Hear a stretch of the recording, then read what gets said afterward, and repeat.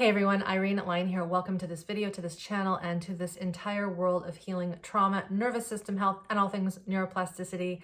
Today I have an interview for you with a return guest named Kitty Martone.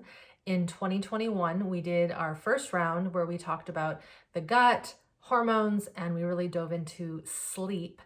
And today, for round two, we get more specific with the hormone piece, specifically estrogen, progesterone, and all the things that go into this balance. And of course, the whole hormonal piece is huge. The endocrine piece is huge. It is not a simple topic. And so that is why this conversation is, again, a longer form conversation. The one thing I do want to mention is just because I'm bringing this to your attention and bringing this expert in does not mean that working with the nervous system, working with building nervous system regulation and capacity is not important. That is still my jam. That is still my main expertise. However, as a female who is approaching 50, my system is definitely going through some shifts, which I am welcoming. And the work that Kitty has done and I've learned through her has helped me a lot. So many of my students and followers ask me specifics around reproductive health in the female. So sorry guys, this is a bit more for the girls, the women of the crowd, but wanted to bring her in to offer some information, and also for any of you who are maybe struggling with hormonal issues relating to, say, perimenopause, menopause, these sorts of things. Please get to know Kitty, follow her, check out her site. Everything that she does is linked somewhere near this recording, near this interview. So don't be shy, definitely reach out to her and enjoy this chat, enjoy this interview. And I look forward to hearing and reading your comments. If you have any questions, of course, drop them below, and definitely connect with her if you want to pursue more of this information for yourself and your own personal healing journey. Hey lady. Hi. Welcome back. Thank you. My favorite thing to do is talk with you. Aw, thanks. Well, I know that when we had our first chat on my channel here, it would have been maybe a year ago. We're in 2022 now. Last year was 2021. And just for those listening, I'm going to say it so it's proper. The last episode we did was called Healthy Guts, Hormones, and Sleep, and a lot more with Kitty Martone. So we'll be sure to put that link below, and maybe even the chat that I had on your channel originally Yes, which is on the super nervous. popular. Yeah. So what I want to do is get into hormones a little deeper. I know we touched on it a little bit in the last chat, but just the other day I asked my audience on Instagram the little question, what are your questions or what do you want to hear more of? And I got my list here. Nice. Things like the nervous system and perimenopause. That was one. One is trauma and endometriosis and ovarian cysts. That was another. PCOS, which is polycystic, correct me if I'm wrong here, ovarian syndrome. Ovarian syndrome. Yeah, and other issues affected by trauma. And then fibroids is a big one. And just what the heck are they? How can they be healed? We mentioned this the tiniest bit in our last chat, but we can dive deeper into that. Okay. And this is a big topic, obviously. I am by no means an expert. When I was in university, I did take a special topics on reproductive health, and I remember loving it. Don't ask me to quote any of the specific hormones and all the phases, but I remember it was quite complex. Yeah. So before we dive into those topics, can you give everyone listening kind of an overview of why you are an expert at this and why your interest in these hormone elements, and probably not just for women, but also for men, because men obviously have hormones and they also need to make sure their hormones are in good check. And children and infants. And yeah. Yeah. Well, it's funny you just mentioned that you took a class and you remember it being very complex. Everything that I learned from my schooling, which was overall I'm sorry, not hormone, nutritional counseling, herbalist, I'm a master herbalist and a holistic health practitioner. All of that, which included quite a bit of biology, was none of it is what I use now. None of it is what I learned. You know, what I learned and what makes me an expert, I think, is my experience, my personal journey, and then the people that I've mentored with. Those are the people who've really influenced my work tremendously. But my we won't go all the way back to me being a professional sick child when I was born. But just suffice it to say, it was all very much a challenge throughout my whole young life.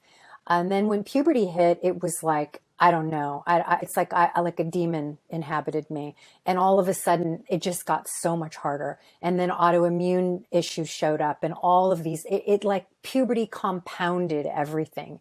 And I spent a lot of time managing all of that with conventional medicine. And thank God, because it really did get me through a lot of the discomfort. But then I reached a point where it was like, I can't keep taking these drugs and these migraine meds and these and then drugs to take care of the side effects from those drugs and wake up from that drug. And I couldn't keep doing it, not for my body type, not for, it was a struggle. And it was affecting my daily work. I couldn't keep a regular job because I knew that I would spend half of the month ill and calling in sick. And so I started to have to look for other ways. And that's when I met my husband, who's a chiropractor, and I started to he introduced me to holistic health. He introduced me to Reiki and coffee enemas. And I mean, you name it. I learned things from this man that I never knew existed. Parasite cleanses and cupping and all sorts, He didn't do those things necessarily, but he introduced me to a lot of it. And so and that's how I found gut health, because I went to school and then I started working with his people, his clients with nutrition, but a lot of his clients were children with disabilities and autism and vaccine injuries, all of this whole demographic that none of my education could help them with. So I had to start digging, and I found the gut health world and remediating the guts of children with disabilities in order to help them, in every way. And that was life-changing, and I got thrown in the deep end and just learned so much so fast and started to heal my own gut. And that was great, amazing. But this entire time, I'm not getting pregnant. And when I do, I'm miscarrying. So no matter how much work I did on my gut, I could just not hold a pregnancy. So I knew something was missing. And that's when I really fell into the rabbit hole of hormone research. And I really took a big bite off by studying the steroidal pathway, which is the free ways that our bodies use, that the hormones travel through and with. And it all brought me back to progesterone. And, the gut and mineral balance and this, healthy diet, all that stuff. But it all brought me back to progesterone. The progesterone we make, and the progesterone that we can supplement with, like bioidentical progesterone, which is different from synthetic fake progestins. So anyway, that's a different subject. But that's what landed me into the hormone. It landed in my lap, the hormone story, the hormone world. And I started to really make a huge difference in my own hormonal health. And I started a Facebook group that grew like mad, like wildfire, because we all know that we're all dealing with these things. It grew so fast. Within the first couple of weeks of having it, we had like 600 people. And it's 7 years old now. And that was a great learning experience. And so it's got 18,000 members now. And I've got all of these women who I'm helping, who we're sharing stories and experiences with.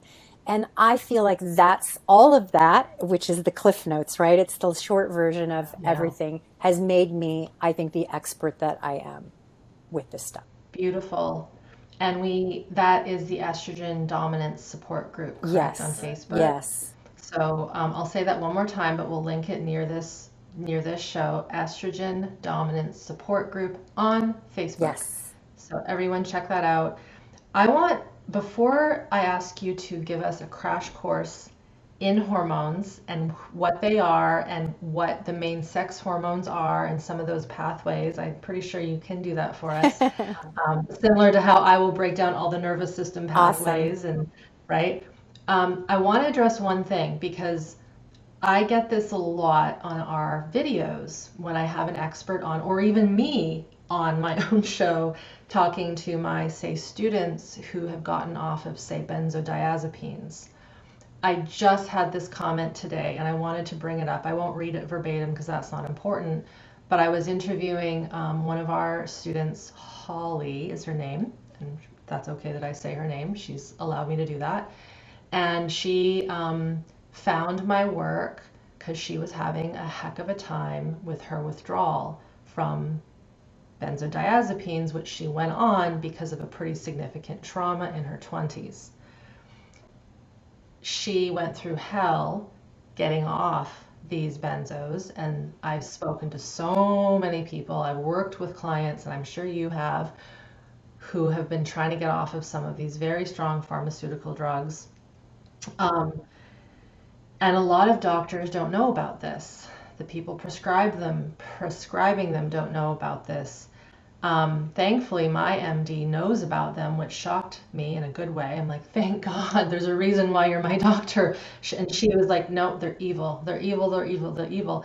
I'm like, lovely. Because I was worried that maybe because of all the anxiety the last couple of years, she's been handing out, prescriptions, which rightfully so. People don't know what to do with their anxiety. They're going to go to their doctor. And if they don't know what we know, Sure.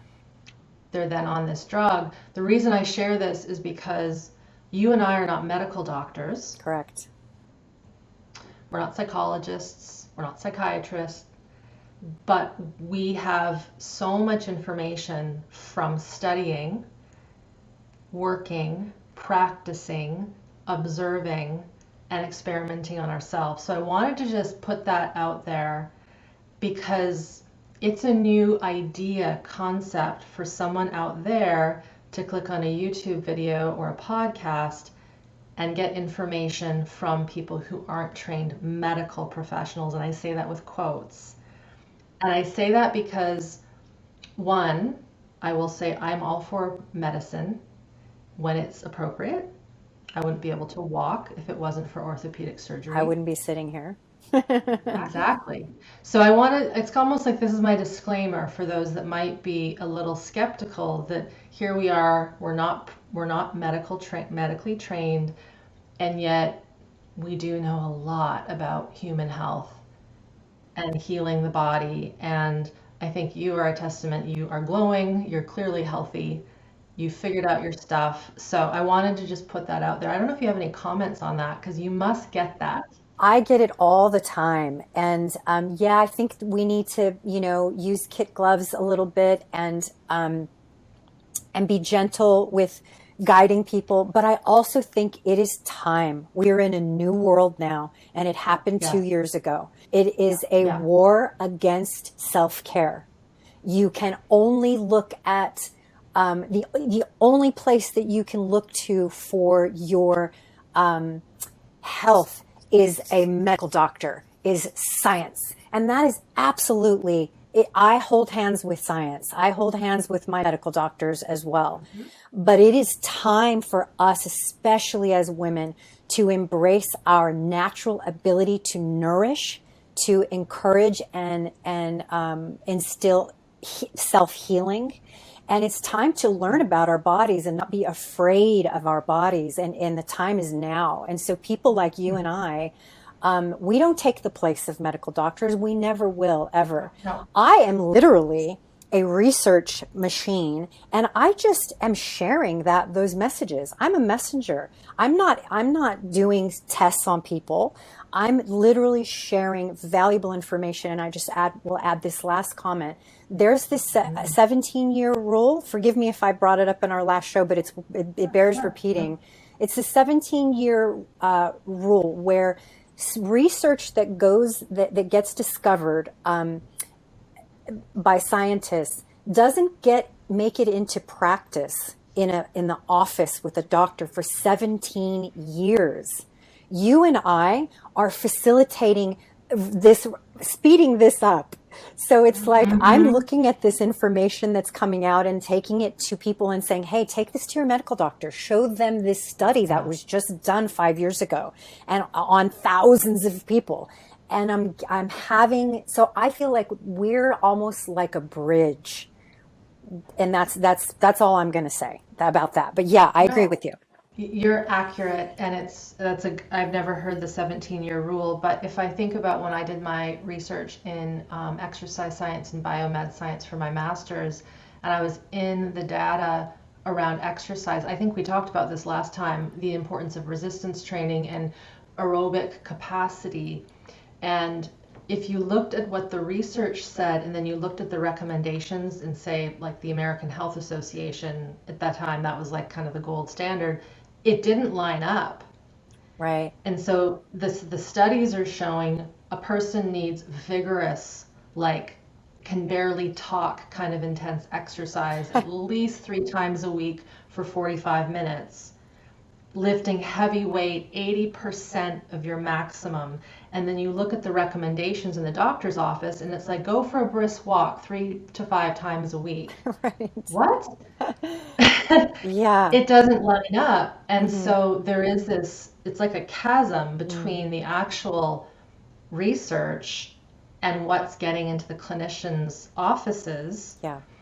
And I mean, don't get me started on the medical stuff because I just watched Dope Sick. I don't know if you watched that series with Michael Keaton. It's all about the opioid crisis and the pharmaceutical company that created OxyContin. Oh, right. And it's one of those classic biopics where you kind of end it and go, how did that happen? Wow. How did that? But of course, we'll leave that for another conversation. Yeah.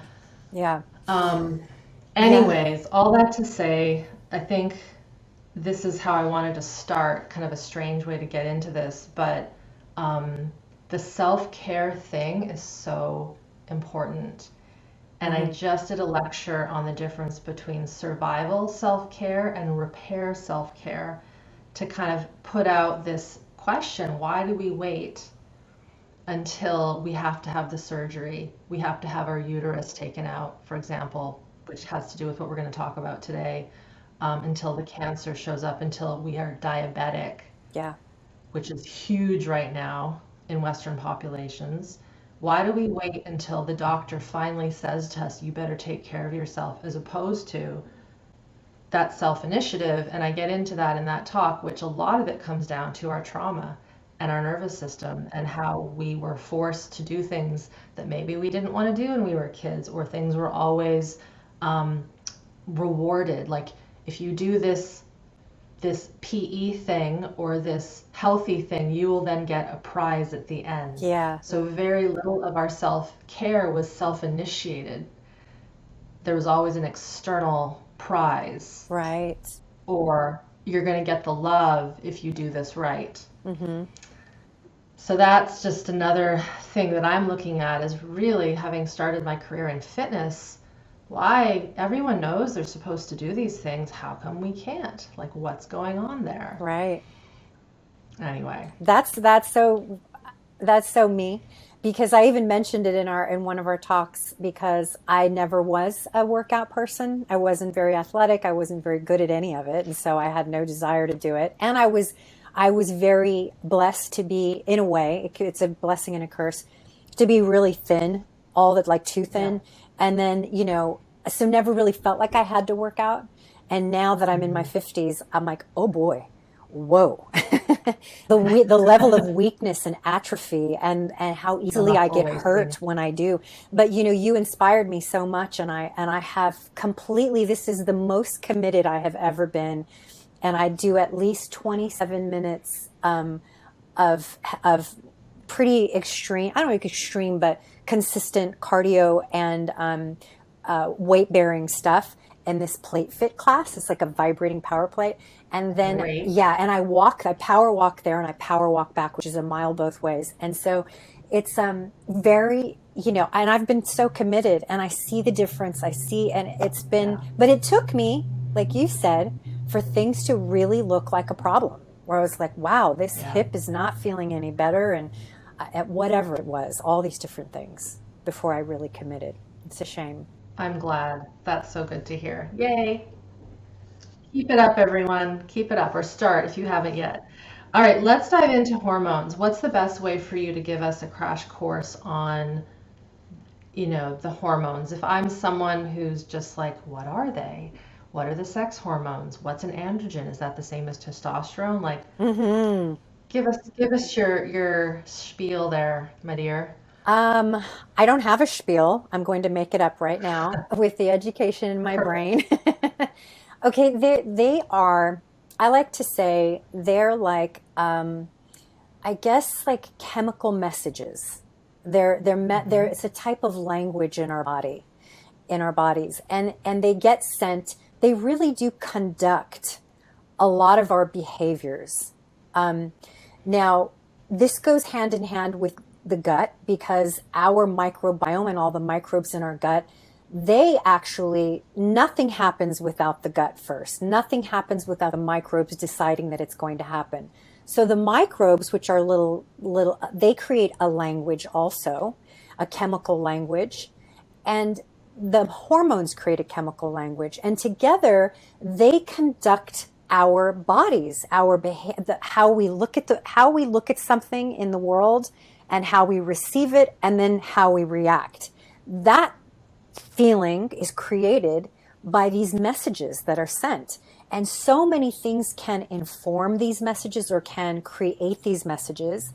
Everything from trauma and past experience to our diet and how our bodies are able, how quickly we can create those messages, how quickly we can send them through different pathways based on inflammation. So this pathway we have in our body is called a steroidal pathway. And it looks like, if you can imagine, the freeway, the subway system of New York City, looking at it drawn out, right? It's just like all these different Yeah. colors and lines and everything Everywhere. everywhere. And this is the similar thing, the steroidal pathway, how the hormones travel in us and how they get to where they're supposed to go and to relay those messages. And this chemical language in our body is made by cholesterol. Cholesterol is what facilitates the making of all of these hormones. And so you can imagine we can go off in a whole other direction when it comes to good cholesterol and bad cholesterol. But the takeaway about that is healthy cholesterol is important, healthy levels, and statins, cholesterol lowering medications, are definitely a red flag when it comes to hormones, because ongoing use of these meds can reduce those chemical messages to even be made to begin with, those hormones to be created to begin with. So we're born with hormones. We have hormones that conduct our sexual behaviors. We have hormones that also conduct how we metabolize our glucose or our food. Everything we eat gets broken down into some form of sugar. That has to be sent throughout the body in a certain way and has to be created, has to be sent out. And then that affects our brain function. So every single thing you can possibly imagine in the body happens with the help of these chemical messengers. And a lot of them are made in the gut as well. So it's anything more than that would be several hours of discussion and digging really deep. But if you have more questions, I can help you. But that's kind of the picture. I call them the fountain of youth because We have such an abundance of hormones when we're born, and they're all balanced. And that's the thing too. They have to kind of do the tango together, all of them. They have to, if you move one, another one moves, and they all work together in balance. They're supposed to. And then as we Yeah. age, that fountain of youth starts to sputter and drip. Cracks in the concrete and all that kind of thing. Yeah, so the big trick is how can we sustain that beautiful orchestra happening in our bodies, healthily, naturally, and yeah, I think that's my little spiel. Cool. That's a great, I love it. And I'm going to fill in a few things just for those that might be really new to biochemistry and the body's terms. When you say steroidal, that isn't like the steroids that a person would take to get big at the No, gym, it is. right? Like people talk, it's the hormones are steroidal. Can you explain what that Yeah. means? So steroids are hormones, but when you use them in terms of a medication that you're going to inject in yourself and become an Arnold Schwarzenegger type, that's just another lingo, but it's the same stuff. It's the same.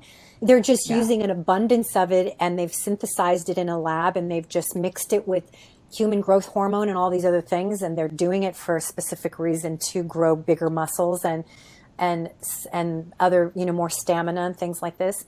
But when you synthesize them in a lab like that, they're drugs, they're steroids. But steroidal hormones, all hormones are basically steroidal hormones. They are chemicals, and they are naturally occurring in the body. And then we have they're also known as progesterone. So at the top of that steroidal pathway that we talked about, we have DHEA and pregnenolone. You've heard those before. Those are the raw materials that then get move on those pathways and get changed and distributed to make things like testosterone and progesterone and estrogen. And then all of those get broken down into little metabolites that are called E1, E2, and E3, and and Yeah. progesterone, the allopregnenolone, and it just gets like a big block of cheese getting grated in a cheese grater, and all these little bits come out, and they all have a purpose, they all have a function, Yeah. and the smaller you get down on these steroidal hormonal and the pathways, the more potent they become. So the estrogen that becomes E1, E2, E3, that becomes the 16-OH, the 4-OH, the 2-OH, that becomes all that process of conjugation of hormones happens at the liver. And then they get recycled into the body, very, very, very potent, which is why hormones can become a little bit potentially dangerous, like hormonally related cancers. And so that's where we talked about a minute ago about balance. It's all about harmony and balance. So yeah, those are the hormones. Androgens are a category of the hormones that are produced under the DHEA category, where it gets broken down and all of a sudden turns into I can't ever say this word, but eticolinone, I think it's, and other types of testosterones, and some of them Yeah. produce, if they go down this pathway, they produce chin hairs in women and balding in men. And if they go down this pathway, Right. they produce a better libido. And if they go down this way, they produce no libido. And it's just this whole Right. fascinating puzzle, really. Yeah. That was a good visual of the cheese grating. That was Yeah. really really pro. I like that one. Those can help. Yeah. And just I want to get into the estrogens and progesterones and all of that. But just again for those listening, just to get an idea of the macro, um, for instance, insulin is a hormone, right? Yes. Adrenaline is a hormone, or Mm-hmm. epinephrine, norepinephrine, cortisol, Mm-hmm. um, thyroid.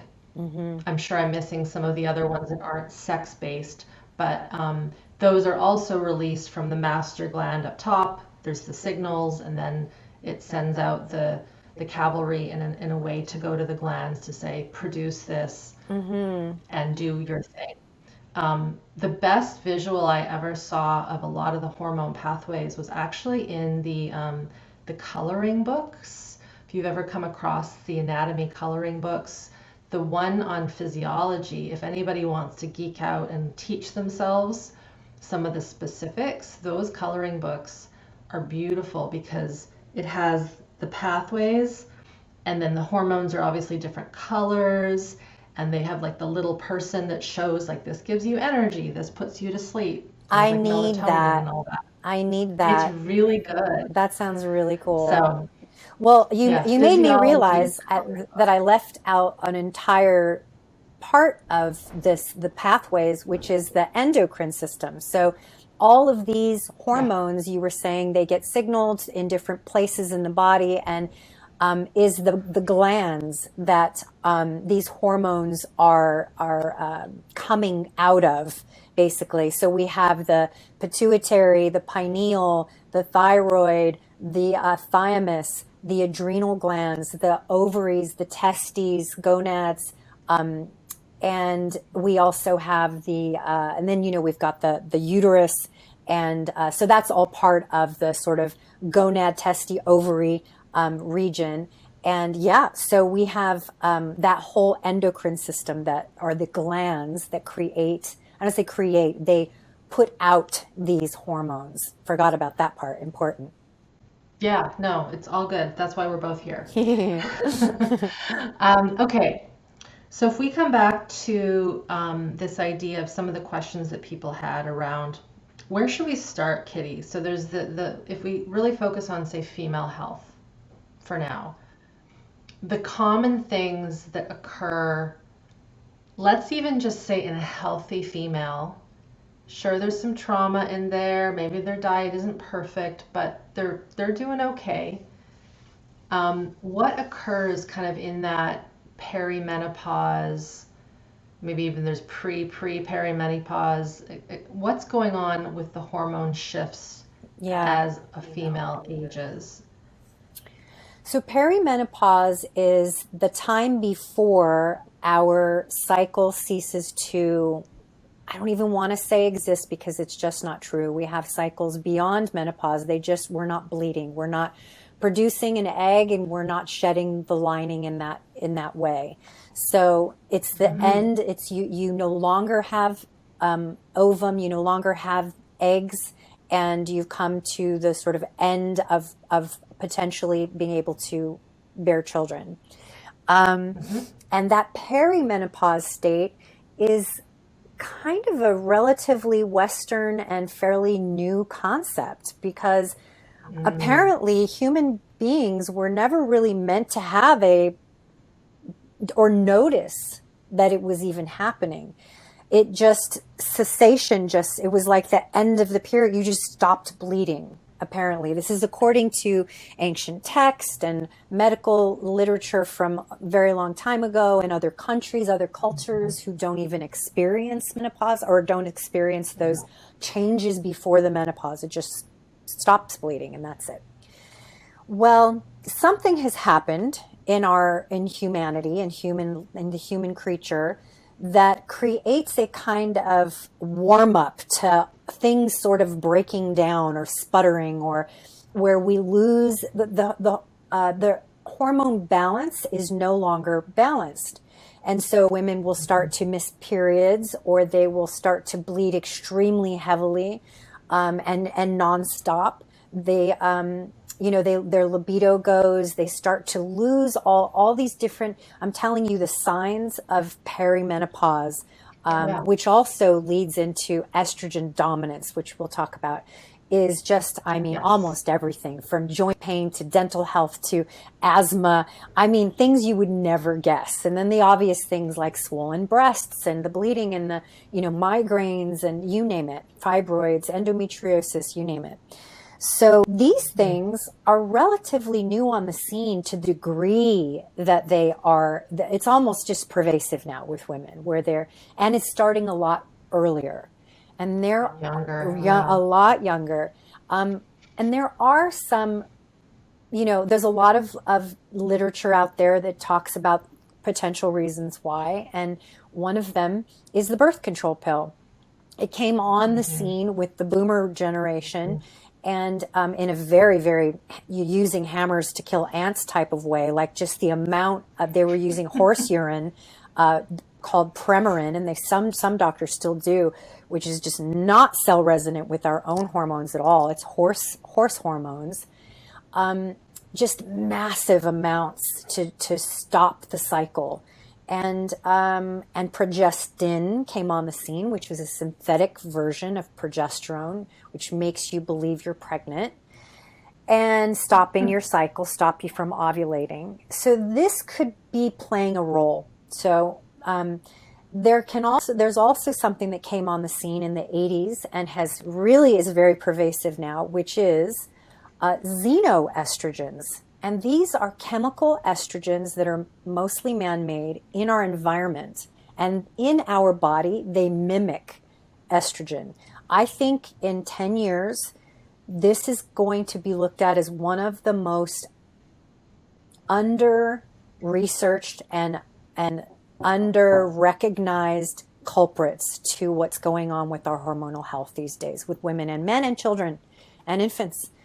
It's just these chemicals they're ubiquitous. They are in everything and they're very difficult to avoid. So those two things could be playing into why perimenopause and menopause is happening younger and why it's so much more difficult with women.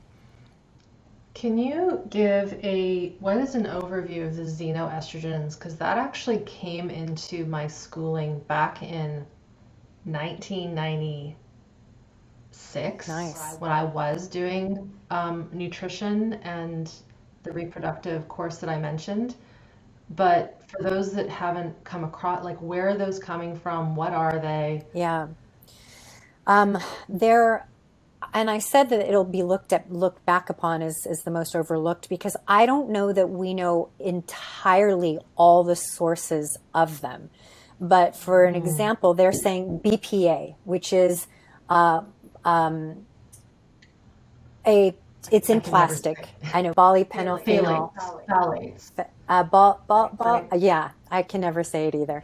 It's Let me look I it up. wasn't I'm even going to. to try to say it, but then I did and We massacred need we it. need a Jane in here, like on Yeah, Rogan's exactly. podcast, to look that up. Polyphenols, B, but I don't know the B. BPA.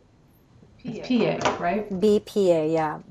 Um, ah, Biphenyl A. Biphenyl A is a chemical compound and one of the simplest and best known biphenyls. It's produced by the condensation of phenol and acetone with an estimated 4 million tons of produce in the world.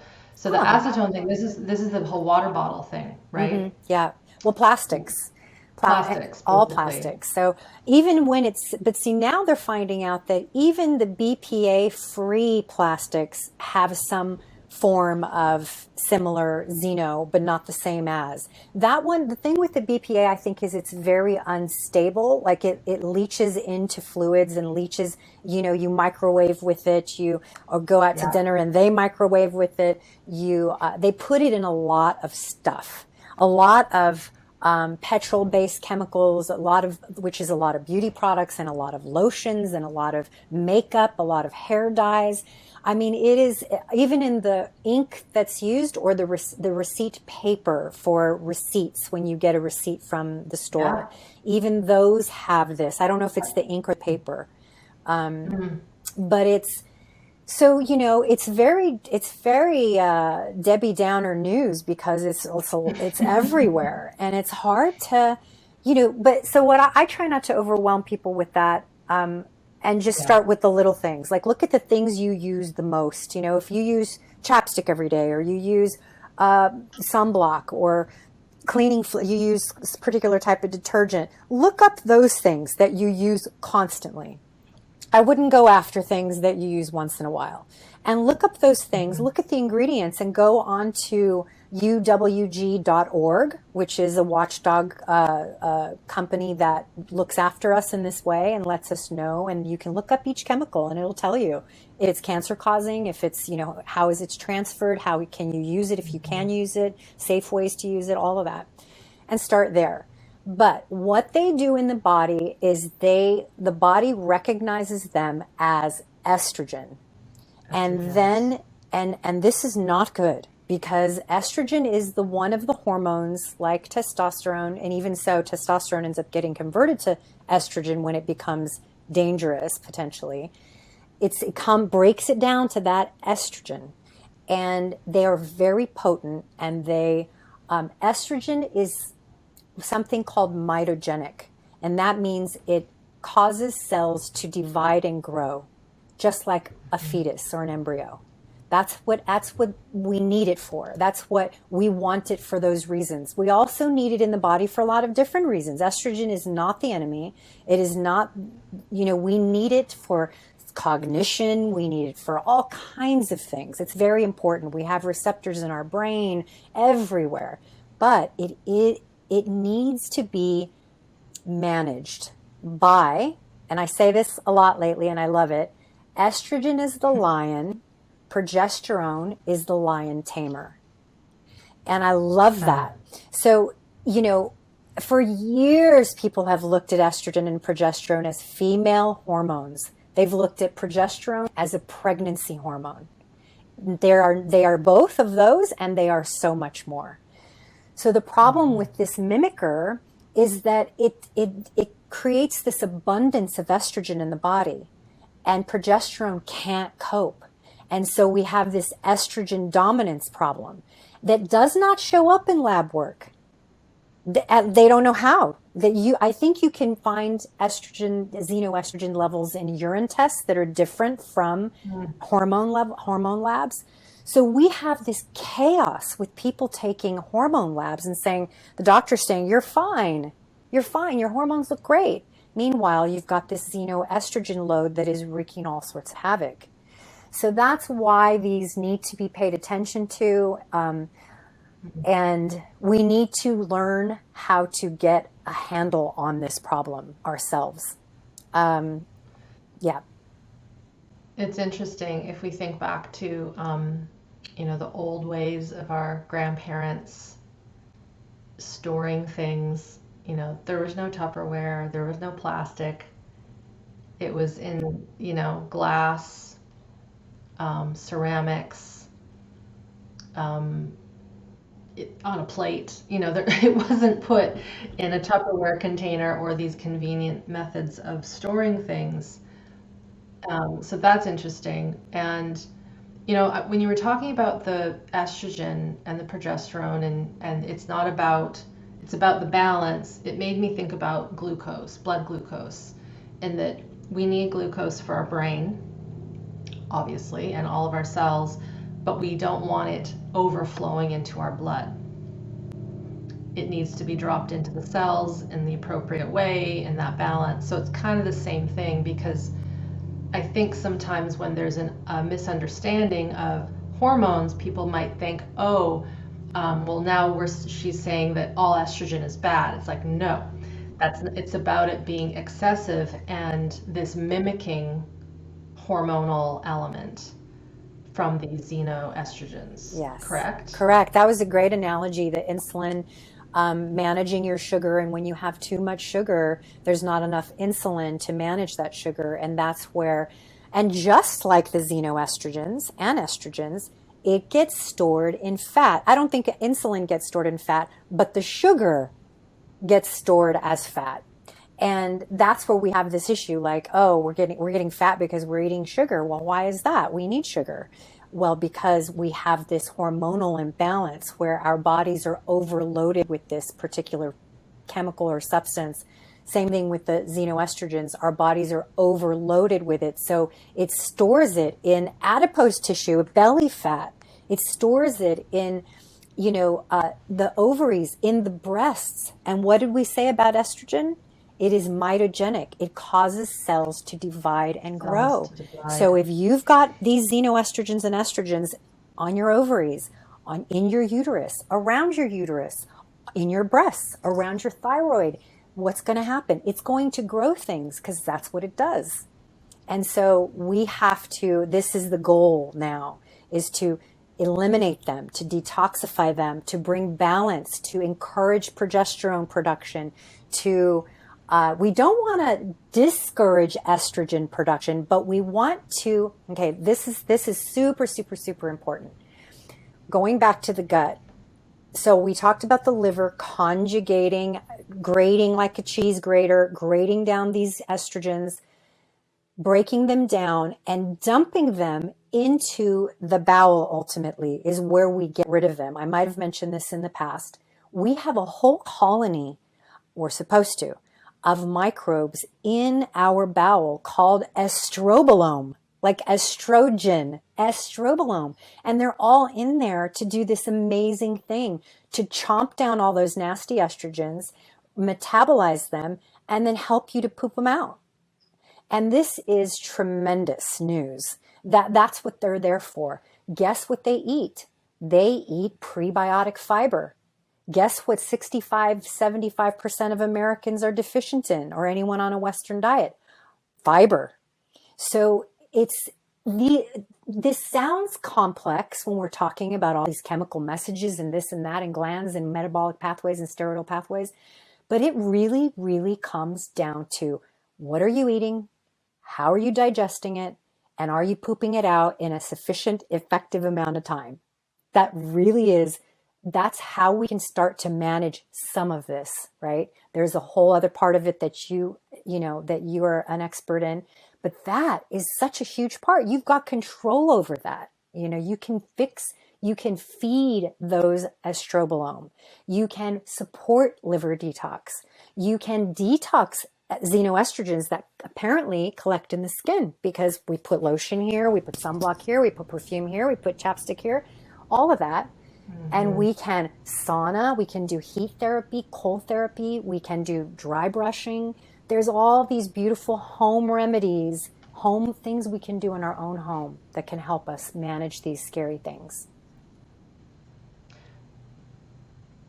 That was great. Great, because I felt like I went off, like I took a left in Albuquerque and didn't come back. No, you got channeled. That was channeled, okay, right from the heavens. No, that was perfect. No, and I want to get into some of the more syndromal things that women deal with, but I want to go into this. The fiber thing is interesting, and the prebiotic thing is interesting, and I want to dive into that as well.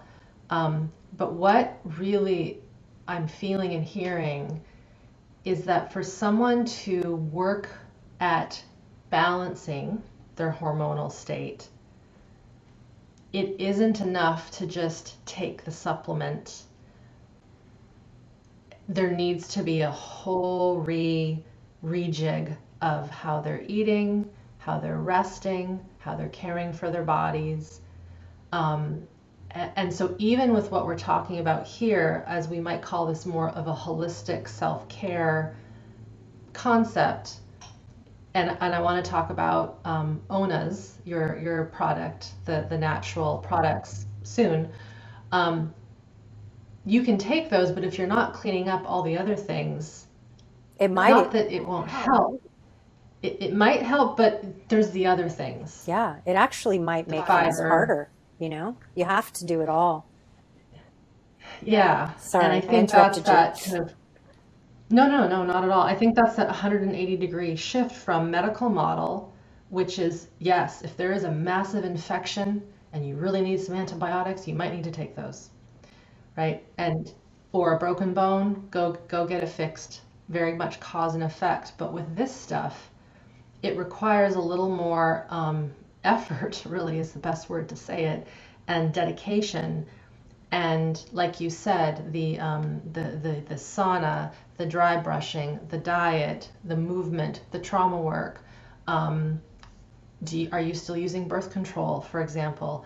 I was thinking when you mentioned, I have my notes here, the progestin, is that what a woman would be getting if they're using an IUD?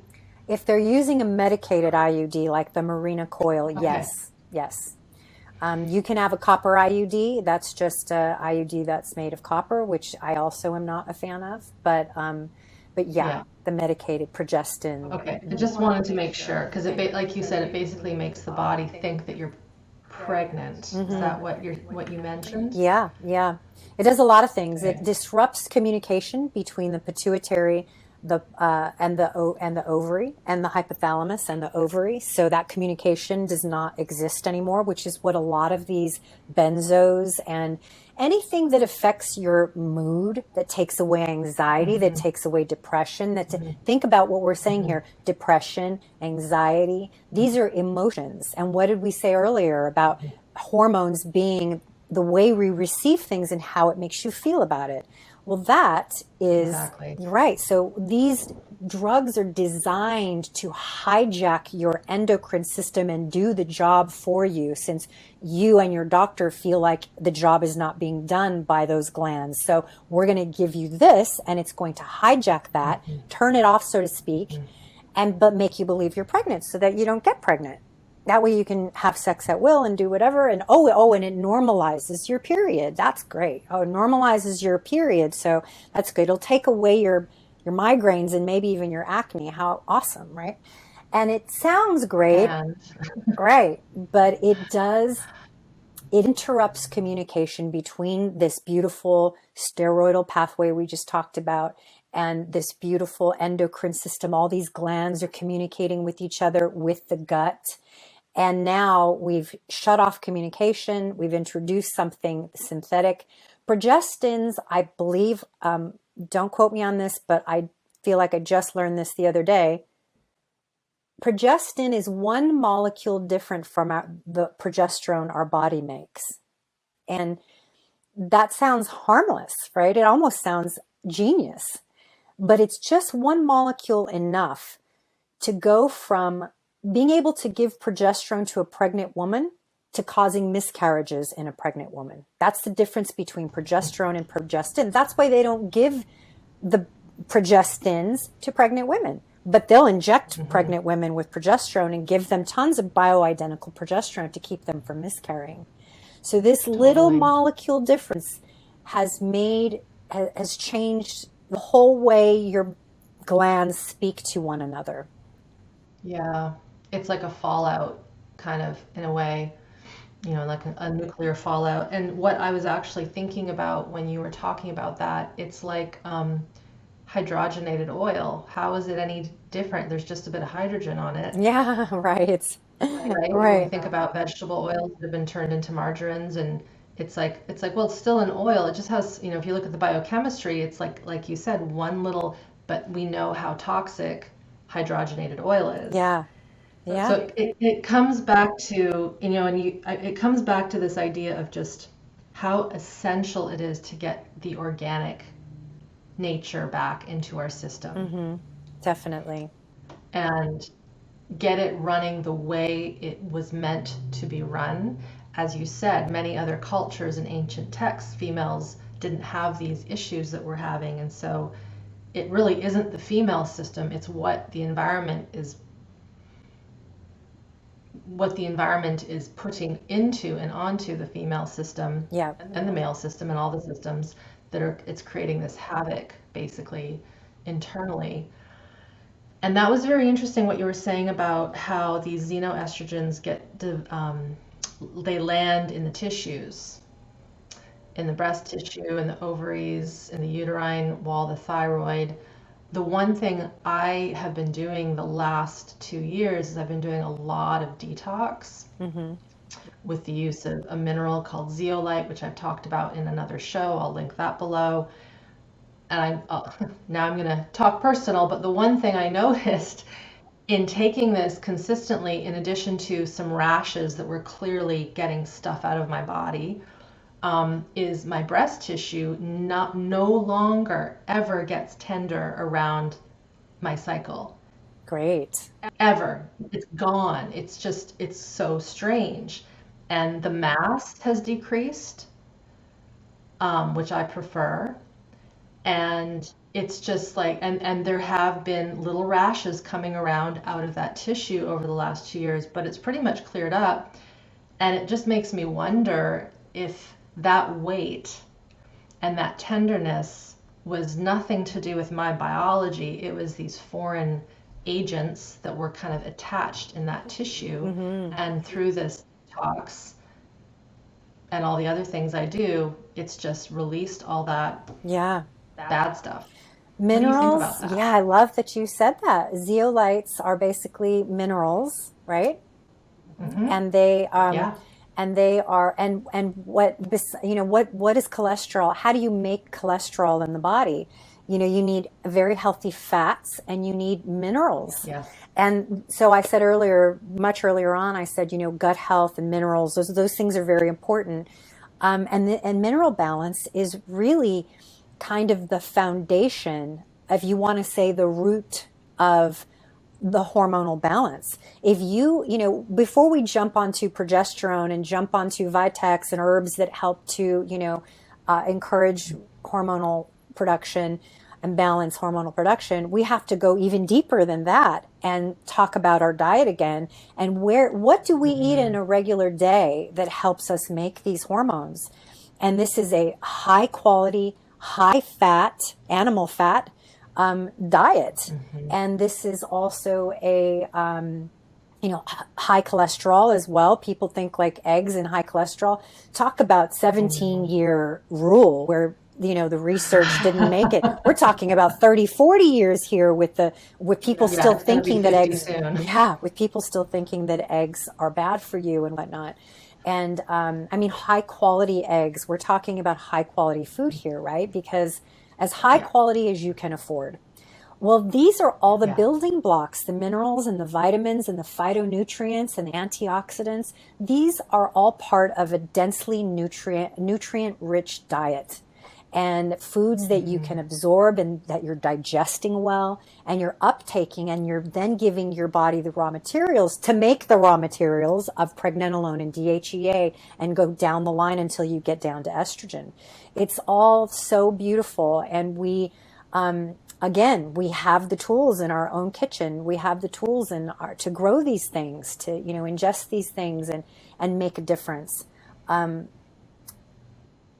You said something else. I was heading towards the minerals, the zeolites, Hmm. right, the detox. So something I'll touch on onas now.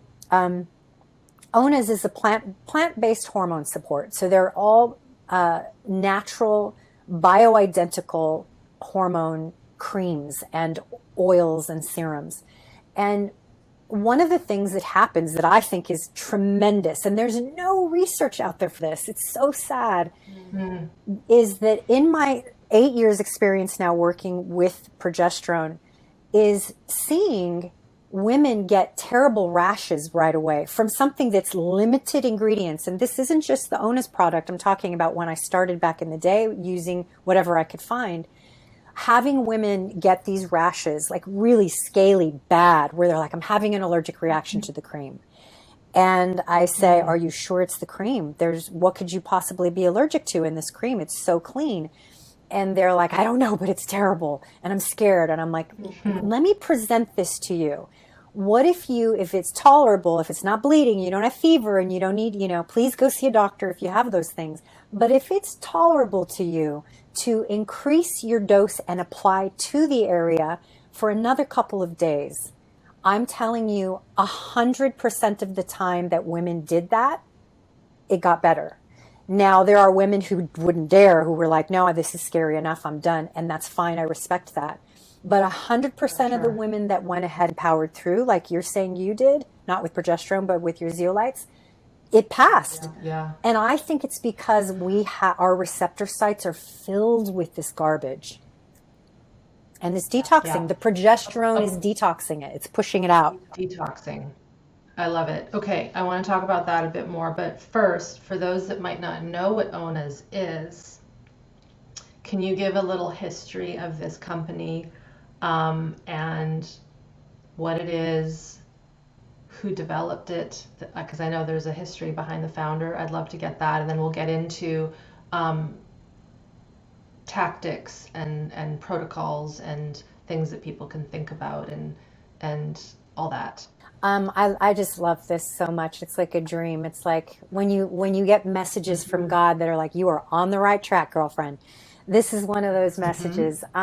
So when I started the group 7 years ago, and the estrogen dominance support group, I was endorsing Nat Pro, another product. And it was great. And I recommend it for people who maybe don't do well with onas. Um, and it was great for me. And all of a sudden, I guess a couple years in, I start getting people saying, onas, try onas. I'm like, who is this Ona? And then one day, I said, yeah, I guess I'll try it. One day, Ona emailed me and said, hey, I've been in your group now for a little while and I really love it. Can I send you some product? I'm like, sure. We hit it off. I told her, go ahead, endorse your product in my group, talk about it, mention, do whatever you want. And I let her in there. And then I just want everyone to get the help they need. And that may not be a product I use. Yeah. So I'm like, yes, just throw it all out here. So, she and I became friends online, and she said, you're doing amazing things for my business. How can I repay you? And I'm like, yeah, you can pay me. So sure. So she said, no, I really want to, besides, paying me, she said, I want to collaborate with you. You know a lot. Like, let's make a product that you want. Let's develop a product. So we started to talk down those lines, and it was, probably 8 months into our friendship, and she passed away. Ona had catamenial epilepsy, and though that's not what killed her, it certainly contributed to her death. Catamenial epilepsy is a hormonally triggered type of seizure. And a lot of young women get it when they get their periods for the first time. And it is caused by a severe and dramatic change in hormonal levels.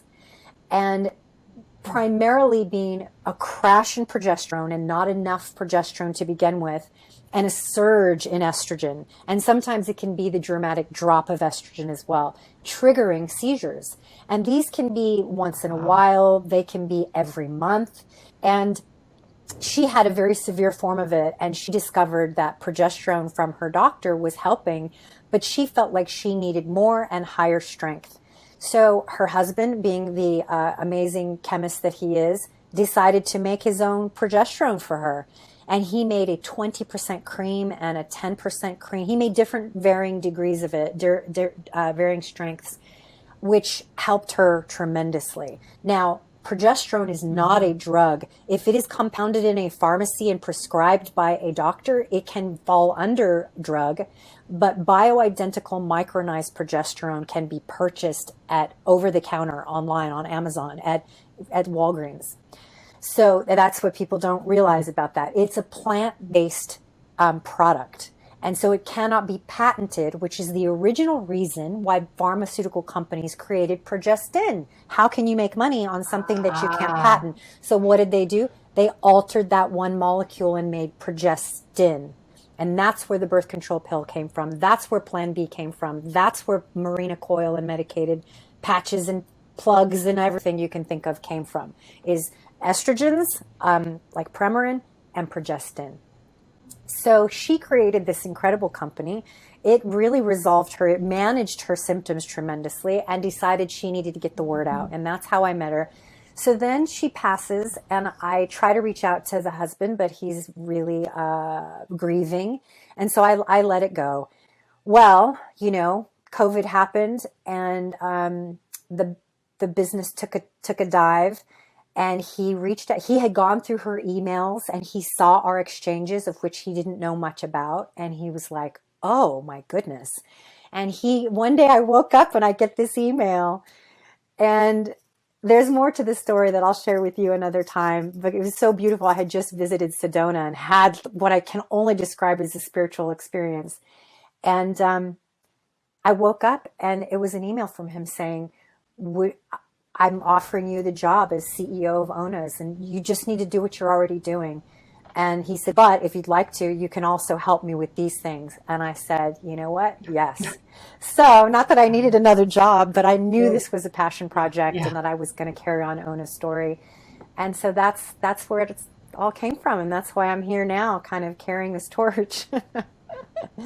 So cool. And so what is it created from in this one, the progesterone creams, the different percentages, the oil, because I do use them, and I've noticed differences Great, yeah. already in my health. But what is it from? What is the derivative? So The in order natural. for them, and it's kind of unfair to say that it's not synthetic because it is synthesized in a lab. A chemist has to take a wild yam, a yucca, or soy, and he has to, or she has to extract the plant sterol, which is like our cholesterol, extract the plant sterol from it. And I believe I should know this really good by now. And I believe they make from that diosgenin. And that from that, they are able to synthesize in a lab the micronized progesterone. So it is synthetic. It is synthesized in a lab, but it isn't altered. It isn't altered like the progestins are. It is kept in its chemical form, which is identical to that of which that we produce ourselves in our bodies. So we can't just Yeah, eat a wild yam, and right? so wild yam, yucca, and soy, because Hmm. that's interesting. Yeah. Okay. But keep in mind, like, so soy, people say I'm allergic to soy or I have estrogen dominance, I don't want soy. It's okay Mhm. because this chemical process leaves nothing but this plant sterol, this diosgenin behind. There's no soy, there's no allergenic properties in it that could potentially affect your soy allergy or whatever. Um, and just a quick note, there are creams that are made from wild yam extract, and just look at the ingredient label. They can be helpful for overall hormone balance if you have a minor imbalance, but they can't add Mhm. progesterone to your system. Your body cannot do that process and change it the way that you do in a lab. That cannot happen. So unless it says progesterone on the label, it is not progesterone. It's just wild yam. So it has to say Thank progesterone. you. It has to say that. And I think it's important to understand there's a very big difference between synthetic and synthesized, Hmm. right? Like, so what you were saying is that yes, it's done in a lab, but a lab isn't bad when the organic chemist is looking for the actual, like they're taking the good stuff out Yeah, of the plant and bottling it, so to speak, yeah, as it is, but you can't lather yam all over your body. yeah. And it's And it not needs to be concentrated. right. A lot of things are made in labs that are still natural. A lot of lotions and Yeah. makeups and things are made, but also a lot of vitamins are synthetic, which means they don't come from food, like ascorbic Mhm. acid and certain B vitamins and all kind of vitamin. A lot of vitamins are made in a lab and don't come from natural sources. Are they good for you? I mean, sure, you can fight off you can build your immunity with ascorbic acid. It has side effects to it because it isn't real. Your body deals with it in a different way than if you ate a bunch of oranges or had a bunch of spinach, but or took a supplement made from natural whole food. But that doesn't make it bad, right? So just there's that difference there. So yeah, it's not Yeah. altered in any way. It matches identically to our own human made progesterone, but it's not human made. It's Mhm. plant based. All right. What I'd like to do is I'd like to take, let's say, one or a couple of the things that I mentioned at the beginning, these more, we would call them ailments, diagnoses, like, say, fibroids. I think that one is a really big one because they can be there and we don't know it until they're really, really big.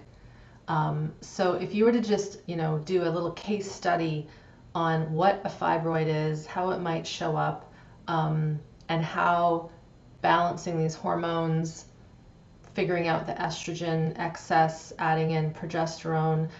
I mean, we haven't even talked about testosterone because I know that's a huge one too for female health. But what would be an overview of something like that as a case study in relationship to what we were just talking about? Right. Well, so fibroids are masses that grow in utero or outside of the uterus. They can grow all over the place. They can attach to other organs. They can um, they can be very insidious in many ways because you know Some of them are harmless and they can just come out, through surgery. But, and the really interesting thing is, and this is a personal experience, they shrink and they grow daily. So you can, my experience was that I literally went for an ultrasound, and I was really unhappy with my doctor at the time. And so I made an appointment with another doctor a week later and went from one doctor to the next. And the fibroid was much smaller than it was with just a week before. And I have heard this before and talked about it with many experts in regards to the same way your breasts swell and shrink, the same way that your uterus feels swollen and shrinks. These hormones are almost alive, they're fluctuating with everything that we ingest and how we feel and everything. And so they can grow. Again, estrogen is mitogenic. It makes cells divide and grow. And that's exactly. So if you don't have your lion tamer, your progesterone, and you've got this lion running amok in your body and these xenoestrogens, and you're eating a lot of, estrogen producing foods, and you're stressing. We haven't even talked about cortisol yet. And you're stressing and you're all of these things, that are causing them to grow. And say you have a history of being on the birth control pill also, and maybe you're off now, and now these fibroids showed up and you're like, what happened? And big changes and fluctuations in hormone activity in the body, things like miscarriages, abortion, having babies, these things cause massive changes in hormonal behavior and or activity. And then you're left with this imbalance, with this lion running amok in the body. And then add to that, like genetic predisposition, like maybe you have the BRCA gene, or maybe you have some toxic exposure that's allowing you to be more susceptible to maybe breast cancer, or maybe in your genes, your mom had fibroids. And so now, you're growing them. So it's a very, really common now, and it can cause excessive bleeding, and sometimes they're too large and they have to come out. And sometimes progesterone, you bring in that lion tamer, and I personally think that is what shrunk my fibroids, was that, and that was the big difference that I was seeing in those ultrasounds, was now you have them, now you don't. I was adding progesterone and not being consistent, or whatever, all these different variables that go into potentially making them larger.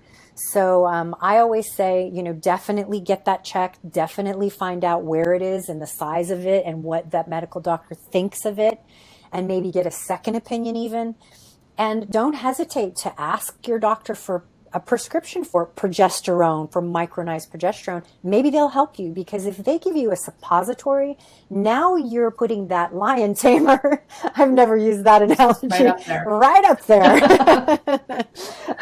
Wow, lion tamers never got so much love. So then, so you've got that progesterone right in the source, where it's actively, where it's acting on as close to the area as possible.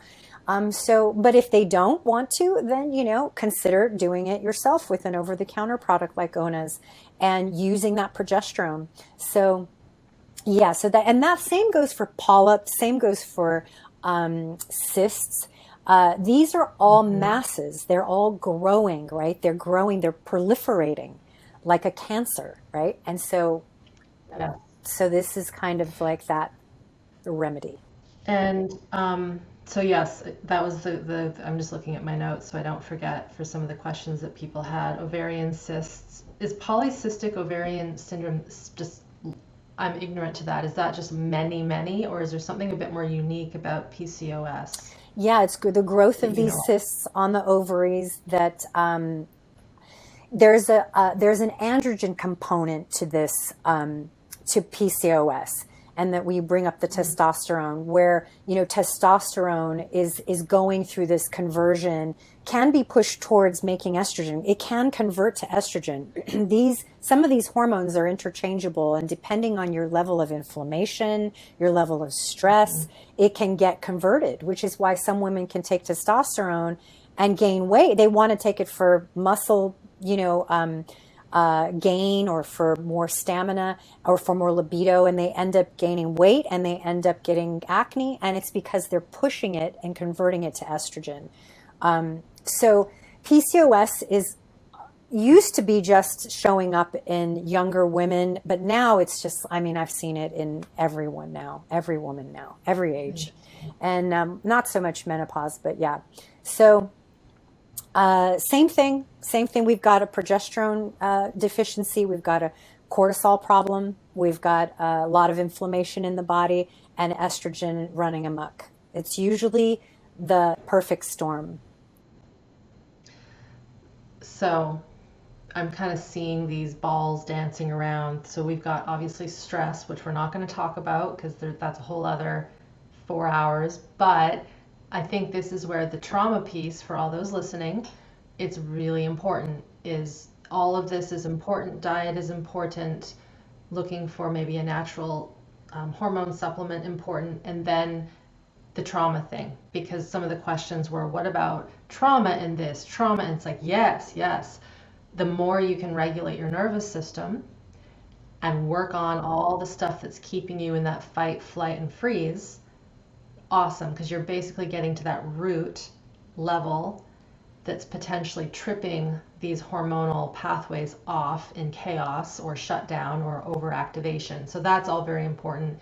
And I have seen, interestingly enough, Kitty, anecdotally, of course, through my students, people have gone off their thyroid medication. They've gone off, even type 1 diabetics I've had in my classes, whom are hardly needing their insulin anymore, because they're like monitoring it very, very safely.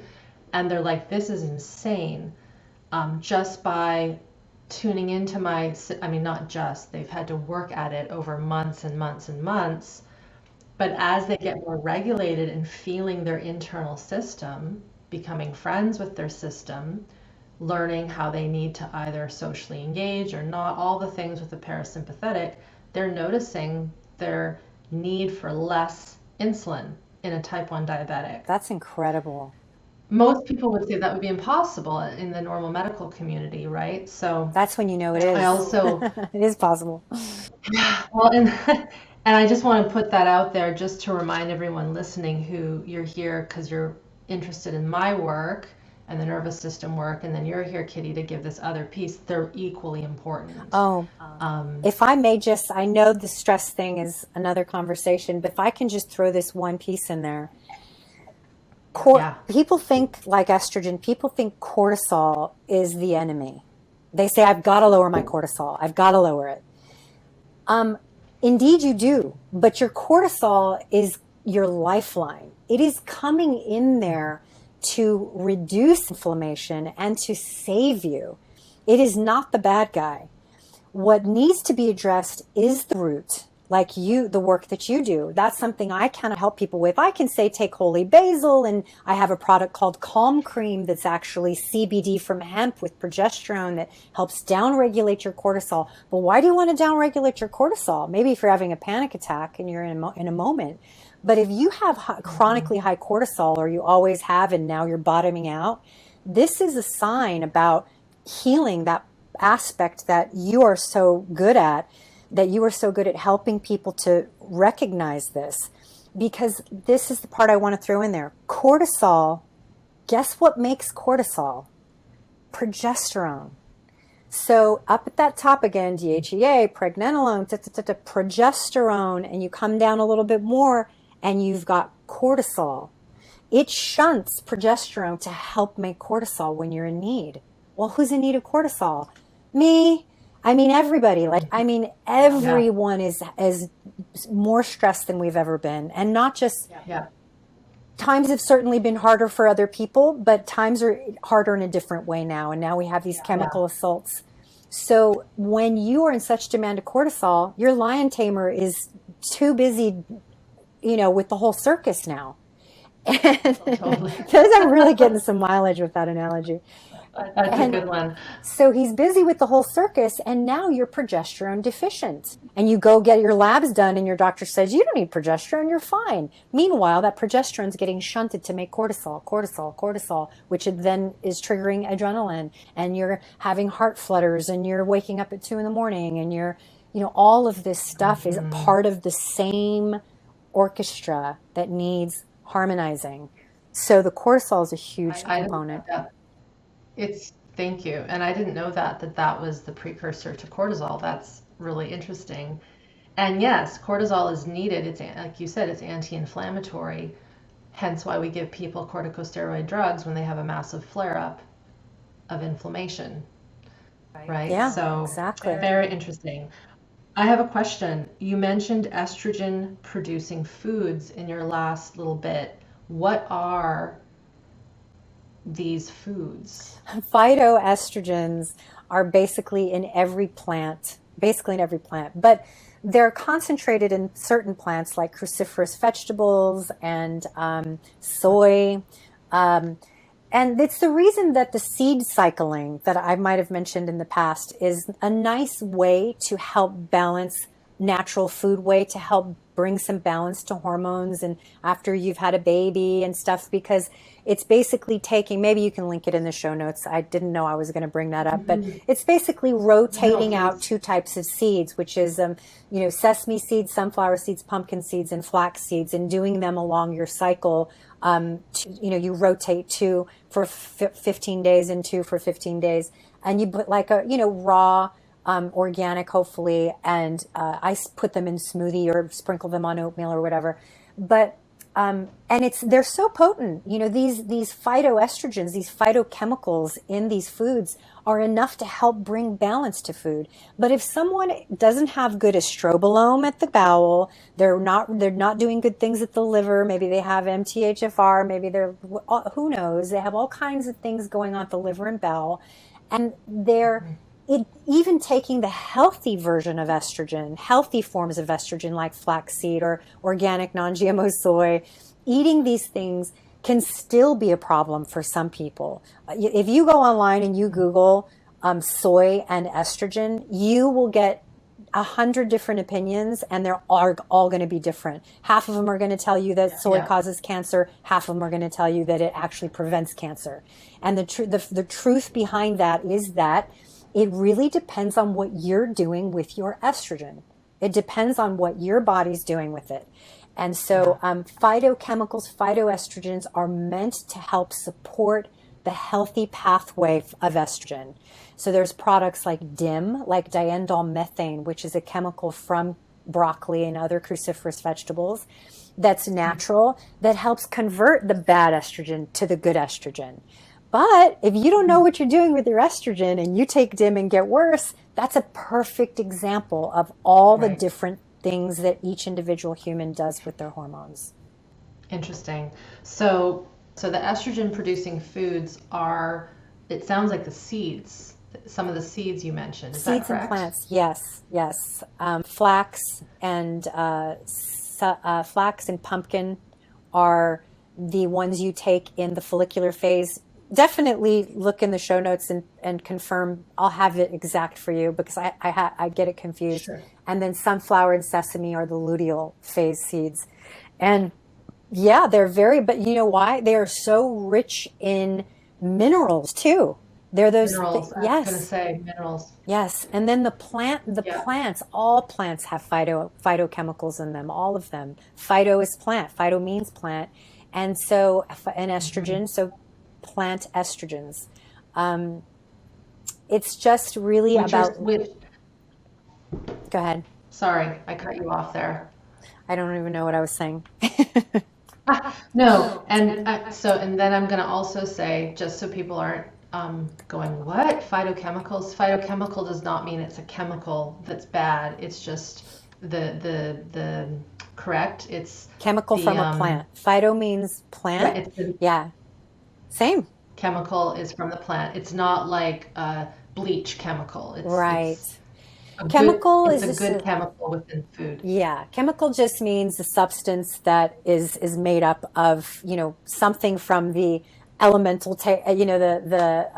periodic table of elements. Like it's just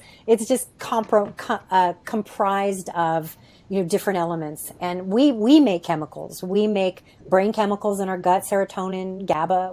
Those are chemicals, that neurotransmitters that we make. So chemicals doesn't mean, yeah, bad for you. Cool. Just wanted to make that very clear. Yes. What are we missing, Kitty? Well, I want to make sure that all of these ailments, these PCOS and all of these things, that these women, that your listeners feel like, that there are solutions to these things. And progesterone is a helper. It is a helper. It's not a magic bullet. And it does need guidance. It's an education. It requires you to understand how it works and what your body is going to do with it. But there are other things. There are other things that we've talked about, and detoxing and all of these things we mentioned. I just want to make sure they feel like we address that properly. Well, and I think that we have, in that there's no one magic bullet. No.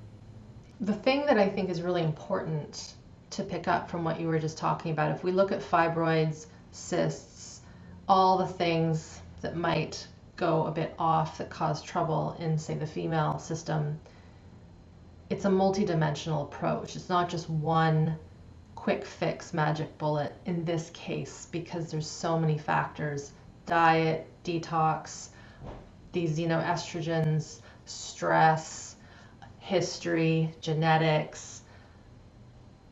The list is long. But the one thing I have discovered, because like you, I was diagnosed, I don't like that word, but fibroids were found in my body a little while ago. And I didn't really know they were there until something seemed off. And you're right, they shift, they change. And being the person I am, I wanted to learn how to do something about them, because the doctor's like, there's really nothing you can do. I'm like, well, I don't think so. Yeah. So I didn't tell her that, but I'm like, I'm going to go see what I can find. And I found a great book called Healing Fibroids Naturally by a physician, an OBGYN, which I'll link below near this chat. I think I linked it in our previous one, but from that is where I learned about this estrogen dominance thing and the importance of progesterone and things that cause inflammation in the body. A lot of the things I like my morning coffee, I like my red wine, all these things that maybe aren't the best, but I've figured out how to balance it so that I'm not depriving myself of the things that I do love, and I'm also not, of course, being neglectful to this situation. But I will say, the creams, the oils that Onas produces through your company, I experimented in that I tried them and I noticed a significant difference. Great. And then I had these spikes in my sympathetic nervous system that would be classified as panic attack. And this was earlier this year, and I'm like, is this from the hormone thing? And just to be safe, I stopped taking the cream, so I'm being, active and listening. Turns out it had nothing to do, I don't think, with that spike. I was going through an old layer of freeze, an old layer of trauma that was, I think, maybe, knock on wood, the last real big piece that was finally moving out of my system after God only knows how many years doing this work, right? And now the regulation is there. I've come back onto the cream and the oil through Onas, and there's a difference. And so again, I share that not because I want someone to copy my journey. Please don't do that. Everyone's journey is different, but that you have to be a little bit of an investigator. Yeah. And I'm doing this in conjunction with the doctor who got the ultrasound, talking to you, getting my minerals in check, doing all the detox, doing lots of heat and cold and movement and visualization. And that was the other beauty of this book. He talks about the power of visualization. Wow. and how he saw a lot of women just visualize, like women that had sizes of like grapefruits Yeah. in their uterine wall that were like huge fibroids that shrunk naturally through these suggestions, when really a lot of doctors are like the only solution is a hysterectomy, which is a pretty severe procedure when you don't even give a person a chance to try a lifestyle change that has all these things. Yeah. So I just wanted to share that because even with all the trauma work in the world, which I have done, these still cropped up Yeah. into my system, Yeah. right? Yeah. Well, you are human. And so we're going to have these things, Yeah. and hormones are not static. We're also dealing with the exponential decreases in hormone production as we age. There's one at 35, 37 where progesterone and estrogen, tend to crash. And then there's another one at 47, 48. And then that's the perimenopause. And then the next one is basically your menopause, where you go into that phase of menopause. But I want to make a clarification here, because there's a lot of medical doctors who don't even believe in estrogen dominance. And now there's this whole group of medical doctors who believe in it, but think it just means high estrogen, because that's what it sounds like, right? Estrogen dominance. And then Mm-hmm. hopefully there'll be a whole another wave of doctors who start to understand what it really means, which is it means that estrogen is dominating at the wrong time, because estrogen is meant to dominate throughout your cycle, different times throughout your cycle, and progesterone is meant to, they're doing the tango, and they're meant to, they both take turns dominating, but they also both take turns being very, very, very, very low, depending on how old you are throughout your month. And it's the idea that estrogen is dominating when it shouldn't. So you can have undetectable, practically, levels of estrogen, but as long as it's higher than progesterone, you can totally exhibit signs of estrogen dominance. So it's more about the ratio of one to the other rather than just too much estrogen. So that's a big Yeah. distinction, because a lot of women will say, there's no way I need estrogen. My doctor's putting me on estrogen because I have none. But the reality is you don't have enough progesterone. And adding estrogen to that fire is only going to make things worse. So, Worse. yes. So it needs to make sure you've got to have that lion tamer in there. Hmm.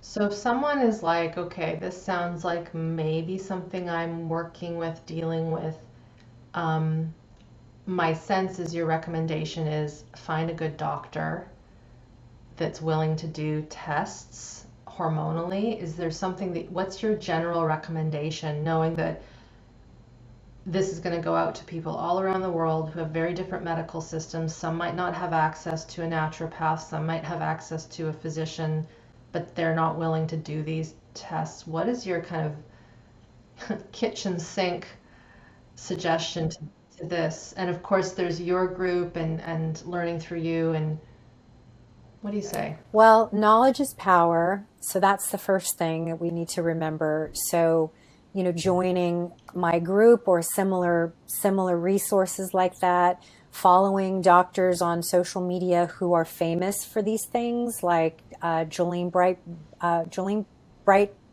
Oh, her name just fell out of my head. Jolene Bright something. Dr. Jolene Bright. Wow. Dr. Carrie Jones. I know. Dr. Carrie Jones is probably one of my favorites. And even though I've been to seminars, what's it called when you go? They used to have them before COVID, where everybody goes and sits in a ballroom. A conference? Conference, A thank you. conference? I went to a few conferences, and she amongst many other medical professionals spoke, and even they didn't agree on a lot of things. One Yeah. medical doctor gets up and says, don't take progesterone. The other gets up and says it cures cancer. So it's not just about, there's a lot of confusion with it.